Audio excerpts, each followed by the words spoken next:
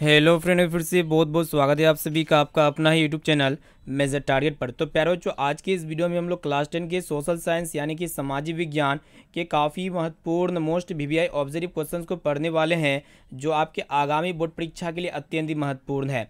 जी हाँ प्यारे बच्चों, अगर आप भी इस बार फाइनल मैट्रिक बोर्ड परीक्षा देने वाले हैं तो इस वीडियो को आप पूरा देख लेते हैं ना, तो आपके बोर्ड एग्जाम में काफ़ी सारे प्रश्न जो है ना इसी वीडियो से रहने वाला है।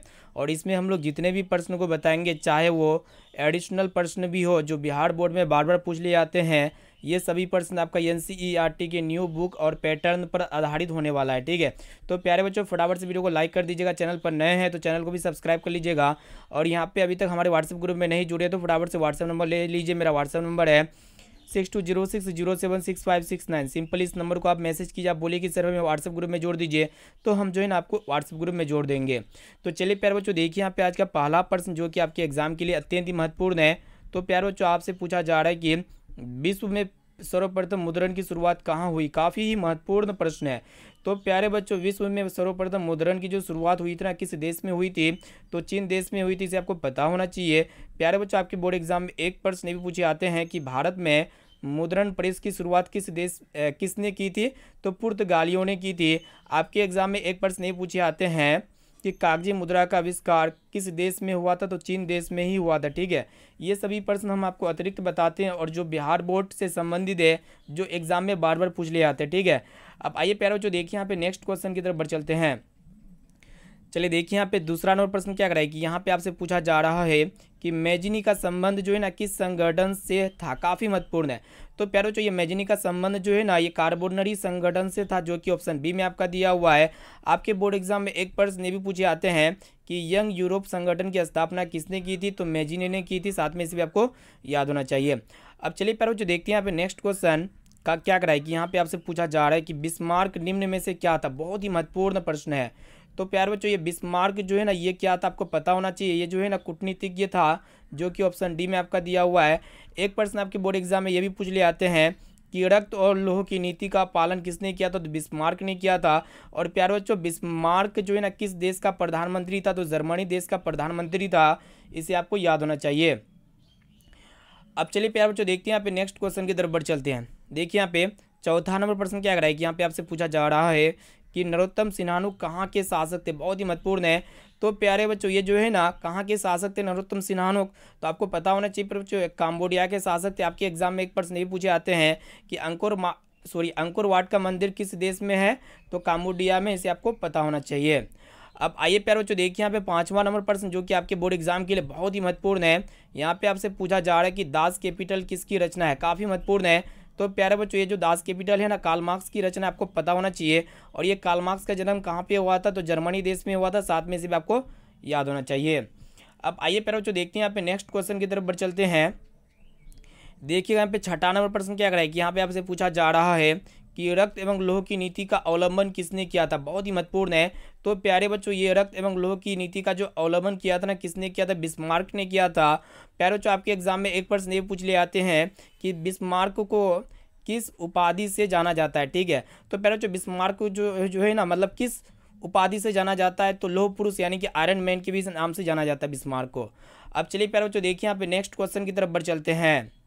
तो प्यारे बच्चों, यहाँ पे क्लास को बिल्कुल आप शुरू से लेकर आगे तक जरूर कीजिएगा। तो यहाँ पे अगला प्रश्न क्या कराए कि यहाँ पे आपसे पूछा जा रहा है कि the history of the loss of Vietnam किसने लिखा। काफ़ी महत्वपूर्ण है। तो प्यारे बच्चों, ये किसने लिखा तो आपको पता होना चाहिए। फांग बोई चाओ ने लिखा था। फांग बोई चाओ ने, जो कि ऑप्शन बी में आपका दिया हुआ है। ठीक है, और भी एक प्रश्न पूछे आते हैं आपके एग्जाम में कि ये जो वियतनाम है ना प्यारे बच्चों, वियतनाम की आज़ादी की लड़ाई प्रमुख नेता कौन थे।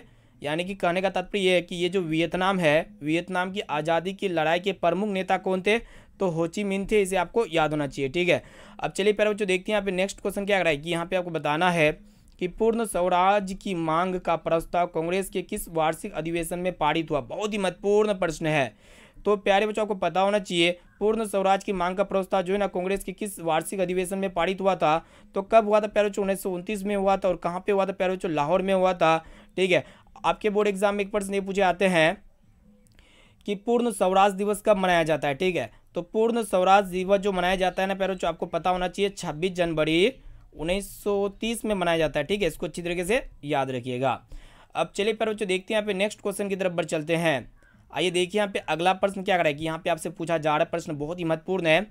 यहाँ पे आपको बताना है कि ये कार्ल मार्क्स का जन्म कहाँ हुआ था। काफ़ी महत्वपूर्ण है, तो हम आपको पहले बताए कार्ल मार्क्स का जन्म कहाँ पे हुआ था प्यारे बच्चों, जर्मनी में हुआ था। ठीक है, इसको अच्छी तरीके से याद रखिएगा। अब चलिए प्यारे बच्चों देखते हैं यहाँ पे नेक्स्ट क्वेश्चन की तरफ बढ़ चलते हैं, जो कि यहाँ पे अगला प्रश्न है। यहाँ पे आपसे पूछा जा रहा है, प्रश्न ये कराएगी जालियांवाला बाग हत्याकांड कब हुआ। काफ़ी महत्वपूर्ण है।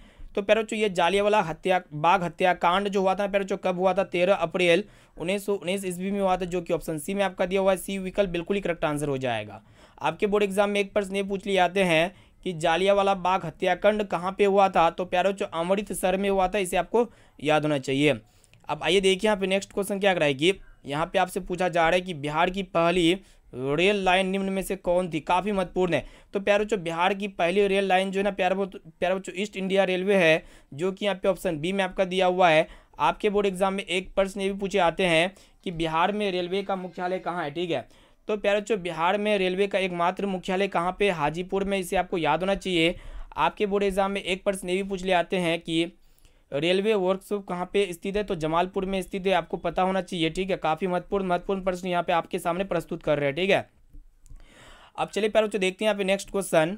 यहाँ पे देखिएगा अगला प्रश्न क्या कराए कि यहाँ पे आपको बताना है कि कोयला किस प्रकार का संसाधन है। तो प्यारे बच्चों ये कोयला जो है ना, यह एक अनवीकरणीय संसाधन है, जो कि ऑप्शन ए में आपका दिया हुआ है। क्योंकि कोयला का भंडारण सीमित है, आने वाले समय में कोयला समाप्त हो जाएगी। ठीक है, यहाँ पे ऑप्शन ए में आपका दिया हुआ अनवीकरणीय, ऑप्शन नंबर ए इसका बिल्कुल ही करेक्ट आंसर हो जाएगा। आपके बोर्ड एग्जाम में एक प्रश्न ये पूछे आते हैं कि कोयले कितने प्रकार के होते हैं। तो कोयले 4 प्रकार के होते हैं। क्या क्या होते हैं प्यारे बच्चों, आपको पता ये भी होना चाहिए। एंथ्रासाइड होते हैं, पीट होते हैं, बिटुमिनस होते हैं, लिग्नाइट होते हैं। ठीक है, ये सब होते हैं। और प्यारे बच्चों ये कोयले का उत्पादन जो है ना सर्वाधिक किस किस राज्य में किया जाता है, तो पश्चिम बंगाल और यहाँ पे आपका झारखंड राज्य में होता है। ठीक है, चलिए प्यारे बच्चों देखते हैं यहाँ पे अगला प्रश्न की तरफ बढ़ चलते हैं, जो कि आपके बोर्ड एग्जाम के लिए अत्यंत ही महत्वपूर्ण है। लल्लनटो प्रश्नों को लेके आ चुके हैं। तो प्यारे बच्चों देखिएगा 13 नंबर प्रश्न क्या कराएगी। यहाँ पे आपको बताना है कि चिपको आंदोलन के प्रवर्तक है। तो चिपको आंदोलन के प्रवर्तक किसे माना जाता है, तो आपको पता होना चाहिए प्यारे बच्चों, सुंदरलाल बहुगुणा को माना जाता है। और भी आपके बोर्ड एग्जाम में एक प्रश्न ये पूछे आते हैं कि ये चिपको आंदोलन किससे संबंधित है, तो पेड़ बचाने से संबंधित है। साथ में इसे भी आपको याद होना चाहिए। अब आइए प्यारे बच्चों देखते हैं यहाँ पे अगला प्रश्न आपके बोर्ड एग्जाम के लिए अत्यंत महत्वपूर्ण है। यहाँ पे आपसे पूछा जा रहा है कि सोपानी कृषि किस राज्य में प्रचलित है। तो प्यारे बच्चों ये सोपानी कृषि जो ना किस राज्य में प्रचलित है, तो ये उत्तराखंड राज्य में प्रचलित है। इसे आपको याद होना चाहिए। आपके बोर्ड एग्जाम में एक प्रश्न ये पूछ ले आते हैं कि सोपानी कृषि किस प्रकार की भूमि पर की जाती है, तो पहाड़ी ढलानों पर की जाती है। साथ में इसे भी आपको याद होना चाहिए। चलिए देखिए यहाँ पे नेक्स्ट क्वेश्चन यहाँ पे आपसे पूछा जा रहा है कि बिहार में रेलवे का एकमात्र मुख्यालय कहाँ है। तो हम आपको पहले बताए, तो बिहार में रेलवे का जो एकमात्र मुख्यालय है ना प्यारे बच्चों, कहाँ पे है, तो हाजीपुर में, जो कि ऑप्शन बी में आपका दिया हुआ है। यहाँ पे बी वाला विकल्प बिल्कुल ही करेक्ट आंसर हो जाएगा।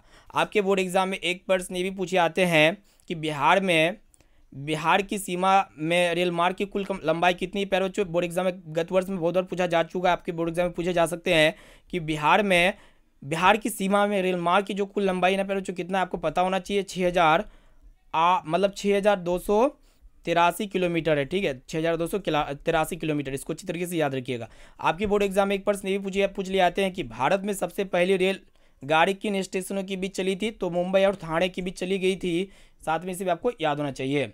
अब चलिए प्यारे बच्चों देखते हैं यहाँ पे नेक्स्ट क्वेश्चन की तरफ बढ़ चलते हैं। यहाँ पे अत्यंत ही महत्वपूर्ण प्रश्न आपके सामने प्रस्तुत कर रहे हैं। ठीक है, तो यहाँ पे देखिएगा प्रश्न ये कराया कि आपको बताना है कि निम्नलिखित में खरीफ फसल कौन है। बहुत ही आसान प्रश्न है, मोस्ट इंपॉर्टेंट प्रश्न है। तो प्यारे बच्चों आपको पता होना चाहिए, ये जो चावल की फसल है ना प्यारे बच्चों, ये क्या है, खरीफ फसल है। ठीक है, आपको पता होना चाहिए। और भी बोर्ड एग्जाम में एक प्रश्न ये भी पूछ लिए आते हैं कि ये जो चावल है ना प्यारे बच्चों, चावल का उत्पादन किस राज्य में सर्वाधिक होता है, तो पश्चिम बंगाल राज्य में चावल का उत्पादन सबसे ज़्यादा होता है। और प्यारे बच्चों ये जो है ना गेहूँ रबी फसल के उदाहरण है। चलिए देखिए यहाँ पे नेक्स्ट क्वेश्चन यहाँ पे आपसे पूछा जा रहा है कि काली मृदा का दूसरा नाम क्या है। काफ़ी महत्वपूर्ण है। तो प्यारे बच्चों ये काली मृदा का जो दूसरा नाम है ना रेगुड़ मृदा है, आपको पता होना चाहिए। आपके बोर्ड एग्जाम में एक प्रश्न ये पूछे आते हैं कि काली मिट्टी किस फसल के लिए उपयुक्त है। तो काली मिट्टी जो है ना प्यारे बच्चों कपास की फसल के लिए उपयुक्त मिट्टी मानी जाती है। चलिए देखिए यहाँ पे नेक्स्ट क्वेश्चन की तरफ बढ़ चलते हैं। अब आइए प्यारे बच्चों देखिए यहाँ पे नेक्स्ट क्वेश्चन जो कि आपके बोर्ड एग्जाम के लिए अत्यंत ही महत्वपूर्ण है। यहाँ पे आपसे पूछा जा रहा है कि सीमेंट उद्योग का सबसे प्रमुख कच्चा माल क्या है। काफ़ी महत्वपूर्ण है।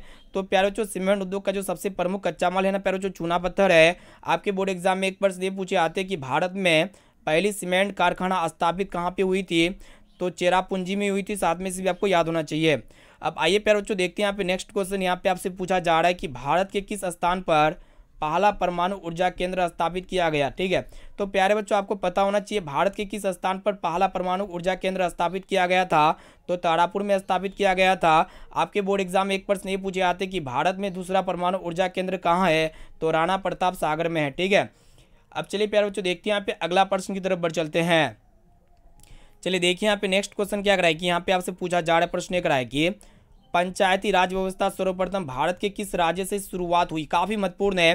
तो प्यारे बच्चों ये पंचायती राज व्यवस्था भारत के जो है ना राजस्थान राज्य से शुरुआत हुई थी। आपके बोर्ड एग्जाम में एक प्रश्न ये पूछे जाते हैं कि ये पंचायती राज व्यवस्था में कितने स्तर होते हैं। तो पंचायती राज व्यवस्था में 3 स्तर होते हैं। ठीक है, अब आइए प्यारे बच्चों देखिए यहाँ पे नेक्स्ट क्वेश्चन क्या कराए कि यहाँ पे आपसे पूछा जा रहा है कि बिहार में कितनी आबादी पर ग्रामीण पंचायत समिति के एक सदस्य को चुनने जाने का प्रावधान है। काफ़ी महत्वपूर्ण है, इसको अच्छी तरीके से याद रखिएगा प्यारे बच्चों। ठीक है, तो बिहार में जो है ना कितनी आबादी पर ग्रामीण पंचायती समिति के एक सदस्य को चुनने जाने का प्रावधान है, तो 9000। यहाँ पे सी ऑप्शन बिल्कुल ही करेक्ट आंसर हो जाएगा। आपके एग्जाम में एक प्रश्न ये भी पूछे आते हैं कि बिहार में जो है ना प्यारे बच्चों पंचायती चुनाव कितने वर्ष पर होता है, तो 5 वर्षों पर होता है। साथ में इसी भी आपको याद होना चाहिए। अब चलिए प्यारे बच्चों देखते हैं यहाँ पे नेक्स्ट क्वेश्चन की तरफ बढ़ चलते हैं। उससे पहले जितने भी अभ्यर्थी अभी तक वीडियो को लाइक नहीं किए ना, तो फटाफट से वीडियो को लाइक कर दीजिएगा प्यारे बच्चों। चैनल पर नए आए हुए हैं तो चैनल को भी सब्सक्राइब कर लीजिएगा। ठीक है, चलिए देखिए यहाँ पे अगला प्रश्न यहाँ पे आपसे पूछा जा रहा है प्रश्न कराए कि इंग्लैंड में महिलाओं को मताधिकार किस वर्ष प्राप्त हुआ। बहुत ही महत्वपूर्ण है। तो प्यारे बच्चों यहाँ पे इंग्लैंड में महिलाओं को मताधिकार जो किस वर्ष प्राप्त हुआ था, तो 1918 में प्राप्त हुआ था। और अगर आपके एग्जाम में पूछा जाएगा कि भारत में मतदान का अधिकार कब मिला था प्यारे बच्चों, तो भारत में जो है ना मतदान का अधिकार कब मिला था, 1950 में मिला था। ठीक है, और इंग्लैंड में महिलाओं को मताधिकार किस वर्ष प्राप्त हुआ था, तो 1918 में। ठीक है, चलिए देखिए यहाँ पे नेक्स्ट क्वेश्चन क्या कराए कि यहाँ पे आपसे पूछा जा रहा है कि ग्राम पंचायत का सचिव कौन होता है। काफ़ी महत्वपूर्ण है। तो प्यारे बच्चों ग्राम पंचायत का जो सचिव होता है ना, कौन होता है, पंचायत सचिव होता है। इसे आपको याद होना चाहिए। सी वाला ऑप्शन बिल्कुल ही करेक्ट आंसर हो जाएगा। एक प्रश्न ये भी पूछे आते हैं कि ग्राम पंचायत का अध्यक्ष कौन होता है, तो प्यारे बच्चों सरपंच होता है। इसको अच्छी तरीके से याद रखिएगा। अब चलिए प्यारे बच्चों देखते हैं यहाँ पे नेक्स्ट क्वेश्चन की तरफ बढ़ चलते हैं।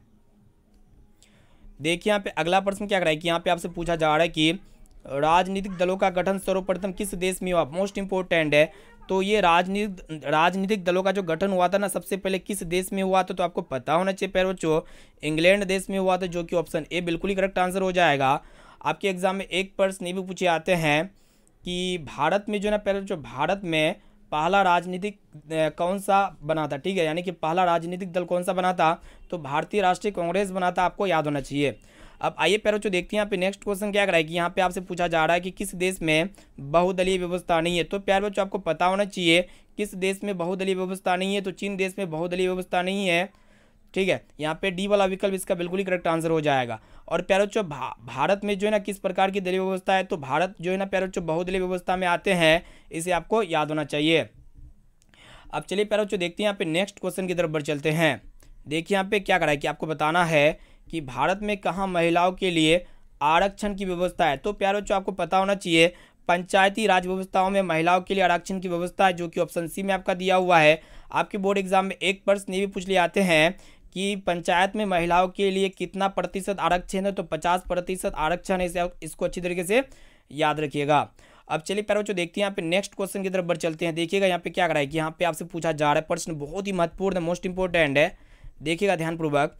जब हम लैंगिक विभाजन की बात करते हैं तो हमारा अभिप्राय जो होता है ना प्यारे बच्चों क्या होता है, तो आपको पता होना चाहिए समाज द्वारा स्त्रियों और पुरुषों को दी गई असमान भूमिकाएं होती है, जो कि ऑप्शन बी में आपका दिया हुआ है। ठीक है, अब चलिए प्यारे बच्चों देखते हैं यहाँ पे अगला प्रश्न। देखिएगा 28 नंबर प्रश्न क्या कराएगी, जो कि आपके बोर्ड एग्जाम के लिए बहुत ही महत्वपूर्ण है।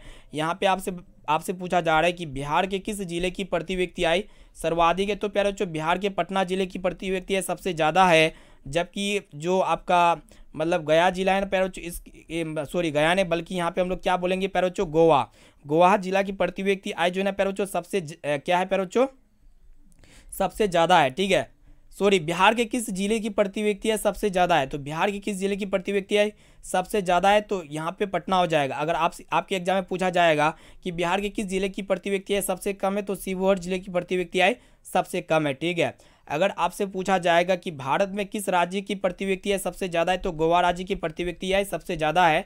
ठीक है, तो यहाँ पे हम कंफ्यूज हो रहे थे, यहाँ पे जिला दिया हुआ है। ठीक है, तो चलिए प्यारे बच्चों देखते हैं यहाँ पे नेक्स्ट क्वेश्चन की तरफ बढ़ चलते हैं। अब आइए प्यारे बच्चों देखते हैं यहाँ पे अगला प्रश्न क्या कर रहा है कि यहाँ पे आपसे पूछा जा रहा है कि विनिमय के स्वरूप के भाग है। तो प्यारे बच्चों विनिमय के स्वरूप के भाग कितने भाग होते हैं, तो 3 भाग होते हैं। ठीक है, जो कि ऑप्शन सी में आपका दिया हुआ सी वाला ऑप्शन बिल्कुल ही करेक्ट आंसर हो जाएगा। एक प्रश्न आपके बोर्ड एग्जाम में ये भी पूछ लिए आते हैं कि विनिमय का सबसे प्राचीन रूप क्या होते हैं प्यारे बच्चों, तो वस्तु विनिमय होते हैं। इसको अच्छी तरीके से याद रखिएगा। अब आइए प्यारे बच्चों देखते हैं यहाँ पे आज का लास्ट और अंतिम प्रश्न जो कि आपके बोर्ड एग्जाम के लिए बहुत ही महत्वपूर्ण है। तो यहाँ पे आपसे पूछा जा रहा है कि रूस की मुद्रा है। तो प्यारे बच्चों रूस की मुद्रा क्या होते हैं, रूबेल होते हैं, जो कि ऑप्शन ए में आपका दिया हुआ है। यहाँ पे ए वाला विकल्प बिल्कुल ही सही उत्तर हो जाएगा। और अमेरिका की मुद्रा क्या होते हैं, डॉलर होते हैं। और ये सऊदी अरबिया की मुद्रा क्या होते हैं प्यारे बच्चों, रियाल होते हैं। इसको अच्छी तरीके से याद रखिएगा। तो यहाँ पे हम जो है ना 30 काफ़ी महत्वपूर्ण सोशल साइंस यानी कि सामाजिक विज्ञान के वस्तुनिष्ठ प्रश्न को देखिए, और इनके साथ साथ हम आपको जो है ना एडिशनल प्रश्न भी बताए जो कि आपके एग्जाम में बिहार बोर्ड में बार बार पूछे जाने वाले प्रश्न होते हैं। ठीक है, तो इसीलिए यहाँ पे जो है ना एक एक क्वेश्चन को अच्छी तरीके से याद कर लीजिएगा। और जो भी क्वेश्चन यहाँ पे एक्स्ट्रा हम आपको बताए तो उसको भी जो है ना यहाँ पे वीडियो को पॉज करके लिख सकते हैं। ठीक है, तो प्यारे बच्चों अभी तक जो भी विद्यार्थी वीडियो को लाइक नहीं किए ना, तो फटाफट से वीडियो को लाइक कर दीजिएगा। और चैनल पर नए हैं तो चैनल को भी सब्सक्राइब कर लीजिएगा। और हमारे व्हाट्सएप ग्रुप में अभी तक नहीं जुड़े तो मेरा व्हाट्सएप नंबर को नोट कर सकते हैं। मेरा व्हाट्सएप नंबर है 6206076569। सिंपली इस नंबर को आप सेव कीजिए। आप बोलिए कि सर हमें व्हाट्सएप ग्रुप में जोड़ दीजिए, तो हम आपको व्हाट्सएप ग्रुप में जोड़ देंगे। ठीक है, तो प्यारे बच्चों फिर मिलती है यहाँ पे अगली क्लास में।